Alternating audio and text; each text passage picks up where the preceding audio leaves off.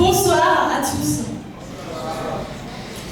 En cette soirée, j'aimerais premièrement remercier l'organisation BD News pour le choix de ce beau cadre luxueux dans lequel nous sommes.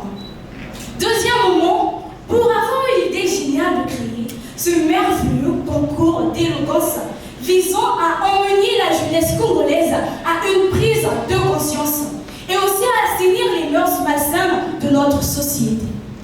Je remercie également tous les partenaires ainsi que ces éminents membres du jury qui ont disposé de leur temps pour être ici en ce soir. Je vous remercie aussi vous, cher auditoire, bel auditoire qui êtes là présent assis pour assister la star, pour ne pas dire la reine de ce soir que je suis. Prière d'applaudir chaleureusement pour vous.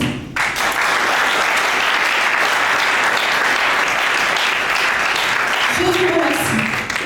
Suite à des incitations financières, la rationalisation des comportements, où la personne se dit, où la personne pose des actions en minimisant leur impact, ou alors en se convainquant que cela est nécessaire pour atteindre un objectif précis, tout simplement pour gagner beaucoup d'argent, de l'honneur, du respect dans la famille et dans la société. De nombreuses personnes se laissent mener dans des voies obscures, où règnent des phénomènes malsains, pour ne pas dire des calamités sociales, telles la corruption et la malhonnêteté.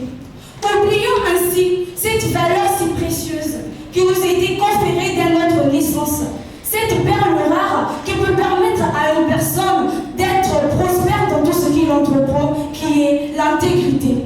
Oui, l'intégrité. Cette intégrité-là a une très grande valeur, car elle se manifeste par plusieurs phénomènes, tels la fiabilité, la responsabilité, le respect, le fait de reconnaître ses fautes et de s'excuser, mais aussi le fait d'être juste dans tout ce que l'on fait avec soi et avec son environnement. Mais une question se pose, et j'aimerais vous la poser, cher auditoire, qui, dans cet auditoire, voudrait savoir comment résister à la tentation de la corruption et de la malhonnêteté. Prière de lever la main, s'il vous plaît, je veux vous voir. Merci. Avant d'abord, je veux vous inviter à voyager. Oui, à voyager. Mais à voyager dans un monde où chacun de nous est une héroïne de sa propre histoire, où tous ensemble nous sommes des héros, des chevaliers qui combattons ensemble contre les phénomènes qui accablent notre société actuelle. Si vous êtes prêts, serrez vos ceintures, prenez un stylo et un bout de papier. Pour ceux qui en ont pas, vous pouvez enlever les toupies de vos chaussures, et oui, c'est permis. Avec un stylo, il suffit d'avoir quelque part où noter. La première clé, afin de pouvoir résister à la tentation de la corruption et de la malhonnêteté, c'est la connaissance de soi et de ses valeurs. Savoir qui on est, ce que l'on vaut, ce que l'on peut faire et ce que l'on ne peut pas faire. Ce que nous voulons que les autres nous fassent et ce que nous voulons que les autres ne nous fassent pas. Oui, et je veux vous donner un exemple. Il faut d'abord faire une auto-évaluation. Par exemple, moi, je viendrai, je dirais, je suis Baptiste Izinga Donaïsance, une merveilleuse élève en classe de première. Je suis très intelligente, audacieuse et courageuse. Je suis une fille qui projette loin. Je sais qui je suis. Je suis fière d'être africaine. Je suis très belle et compétente. Je peux changer cette nation et aller de l'avant. Je déteste qu'autour de moi, il y ait des gens, des hypocrites, des malhonnêtes, des gens qui se laissent facilement emporter par le vent de la corruption. Je détesterais qu'autour de moi, une personne puisse venir me mentir, venir porter des fausses accusations à mon égard. Mais c'est pas parce que je déteste que ces gens-là puissent venir me le faire que je veux aussi le faire aux autres. Oui, c'est un examen que chacun devrait aller chez lui et faire. Se dire, qui suis-je? Qu'est-ce que je peux faire? Ce que j'aime et ce que je ne voudrais pas que l'on me fasse. C'est la première clé afin de pouvoir résister à la tentation de la corruption et de la malhonnêteté. La deuxième clé, c'est la réflexion sur les conséquences. Oui, mesdames et messieurs, réfléchir à ce que l'on fait pour ne pas faire le médecin après la mort. Ne pas être comme un chauffeur de taxi qui n'a pas de permis, mais qui prend quand même l'engagement de rouler dans une voiture en pleine voie. Et encore heurter une personne qui n'a ni assurance, ni document permettant de circuler librement, se dira qu'est-ce que j'ai fait? Où suis-je? Ne soyez pas comme lui. Ne soyez pas comme lui. Réfléchissez à ce que vous faites avant d'abord de le faire.